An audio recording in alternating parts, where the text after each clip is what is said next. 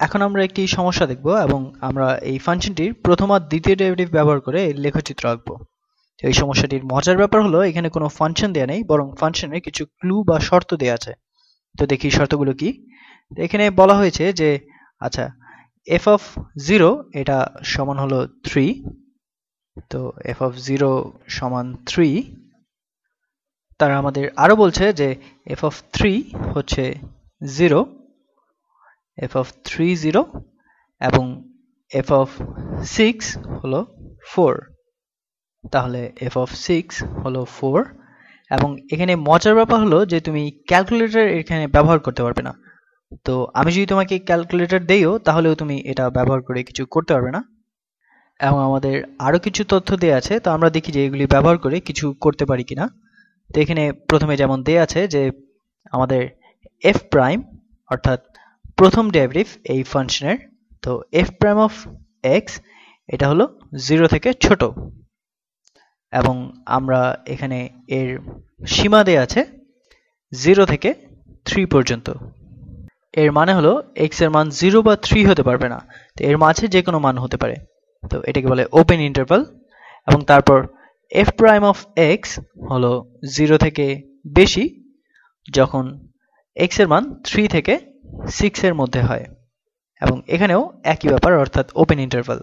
এবং এখান থেকে বোঝা যায় যে x এর মান যখন 3 থেকে ছোট হয় তখন ডেরিভেটিভ হচ্ছে 0 থেকে ছোট, এবং x এর মান যখন 3 থেকে বেশি হয় তখন ডেরিভেটিভ হচ্ছে 0 থেকে বেশি, অর্থাৎ x এর মান যখন 3 হয় তখন ডেরিভেটিভ হচ্ছে 0। তো এখানে আমরা ধরে নিচ্ছি যে এই ফাংশনটি অবিচ্ছিন্ন বা কন্টিনিউয়াস এবং ডিফারেন্সিয়েবল বা ব্যবকলনযোগ্য, এবং এগুলো হলো প্রথম ডেরিভেটিভের তথ্য। এবং দ্বিতীয় ডেরিভেটিভের ব্যাপারে কি দেয়া আছে, তো এখানে দেয়া আছে যে দ্বিতীয় ডেরিভেটিভ অর্থাৎ f prime prime of x এটা হলো 0 থেকে বড় হয় যখন x এর মান হচ্ছে 0 থেকে 5 এর মধ্যে, এবং এটা হলো ওপেন ইন্টারভাল এই 0 থেকে 5 পর্যন্ত, এবং এটা হচ্ছে কনকেভ আপওয়ার্ড অর্থাৎ ঊর্ধ্বগামী অবতল। এবং আরো দেয়া আছে যে দ্বিতীয় ডেরিভেটিভ অর্থাৎ f prime prime of x এটা হলো 0 থেকে ছোট হয় যখন x এর মান হচ্ছে 5 থেকে 6 পর্যন্ত। তো এখানেও ওপেন ইন্টারভাল, অর্থাৎ এটা ডাউনওয়ার্ড কনকেভ বা নিম্নগামী অবতল হবে।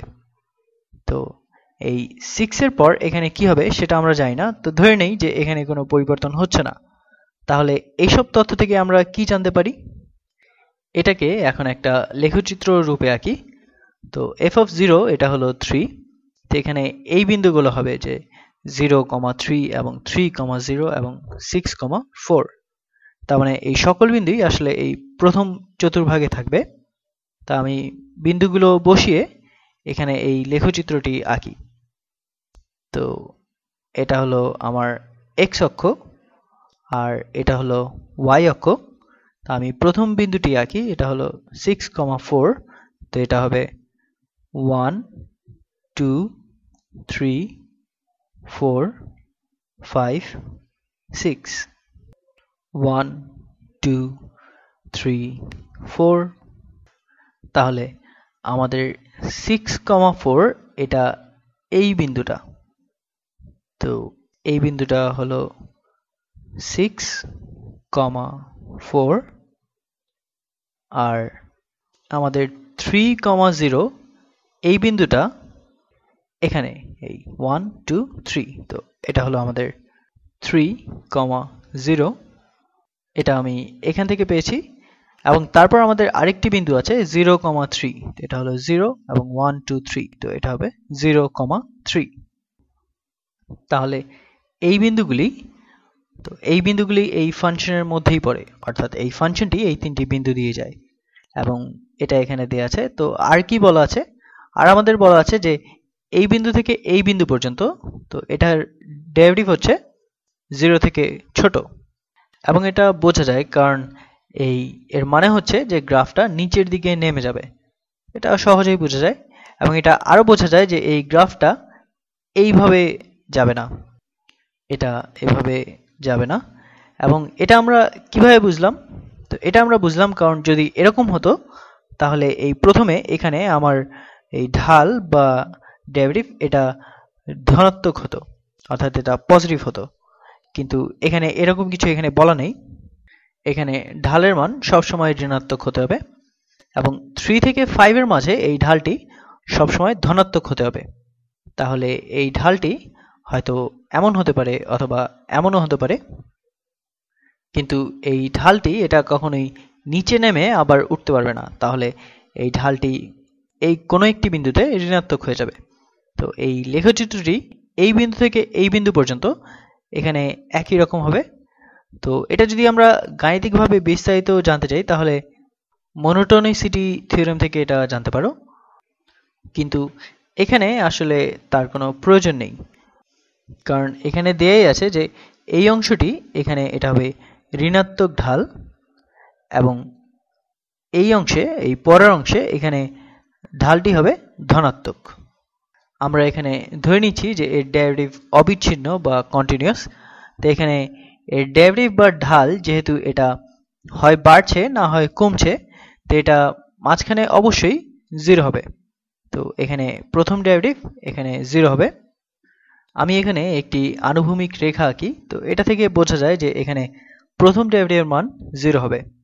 এটা খুব সম্ভবত সর্বনিম্ন বিন্দু হবে। তো আমরা এখানে এখন দ্বিতীয় ডেরিভেটিভের শর্তগুলোতে আসি। তো দেখা যাক যে এখান থেকে কি পাওয়া যায়। এখানে দ্বিতীয় ডেরিভেটিভের মান এই 0 থেকে বড় হবে 0 থেকে 5 এর জন্য। তো এটা হলো ওপেন ইন্টারভাল এবং এটা হলো 5। তো 0 থেকে 5 পর্যন্ত এর ঊর্ধ্বগামী অবতল হবে। এই ঊর্ধ্বগামী অবতল রেখা এটা বোঝা যাচ্ছে। তো এখানে শুধু এই মান একটানা কমছে তা নয়, এর সাথে এই রেখাটি ঊর্ধ্বগামী অবতল হচ্ছে। তো এই ঊর্ধ্বগামী অবতল কেন হচ্ছে? কারণ এখানে এই ঢালের মান ঋণাত্মক এবং এখানেও ঋণাত্মক, কিন্তু কিছুটা কম, এবং আস্তে আস্তে এই ঋণাত্মক মান কমে আসছে এবং এটা ঢালের মান এখানে 0 এবং তারপর ঢালের মান বাড়তে থাকে। তো এটা 5 পর্যন্ত বাড়বে এবং তারপর 5 থেকে 6 এর মধ্যে কি হয়, তাহলে দ্বিতীয় ডেরিভেটিভের মান এটা হচ্ছে 0 থেকে ছোট। এবার তাহলে এই রেখাটি এখান থেকে নিম্নগামী অবতল হবে। তো এখানে আমি একটি ভিন্ন রং নিয়ে আঁকি। তো এভাবে এটা নিম্নগামী অবতল হবে এই 5 থেকে 6 এর মধ্যে। এবং আমরা f(5) এর মান জানি না, তবে এটা বোঝা যাচ্ছে যে এই f(5) এটা হলো ইনফ্লেকশন পয়েন্ট বা অনতিবিন্দু। তো এই বিন্দুতে এসে এই রেখাটি ঊর্ধ্বগামী অবতল থেকে নিম্নগামী অবতল হবে। তো আমার মনে হয় লেখচিত্রটা থেকে এতটুকুই করা যেতে পারে। এরপর আসলে আমরা জানি না যে এটা কি হতে পারে। আমরা আসলে বেশ কয়েকটি জিনিস এখানে ধরে নিয়েছি, যেমন এই ফাংশনটি অবিচ্ছিন্ন এবং এটা হলো ব্যবকলনযোগ্য। তো যাই হোক, এটা থেকে অন্তত বোঝা যাচ্ছে যে এই প্রথম ডেরিভেটিভ এবং দ্বিতীয় ডেরিভেটিভ দিয়ে আমরা কি করতে পারি। তো যেহেতু এটা একটি ইনফ্লেকশন পয়েন্ট, অর্থাৎ এটা বলা যেতে পারে যে এই দ্বিতীয় ডেরিভেটিভের মান যখন x এর মান 5 হয় তো এটা হচ্ছে 0।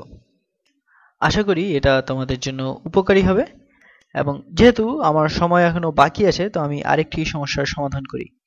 এবং এই সমস্যাটি ঠিক এর আগের সমস্যার পরেই দেয়া ছিল।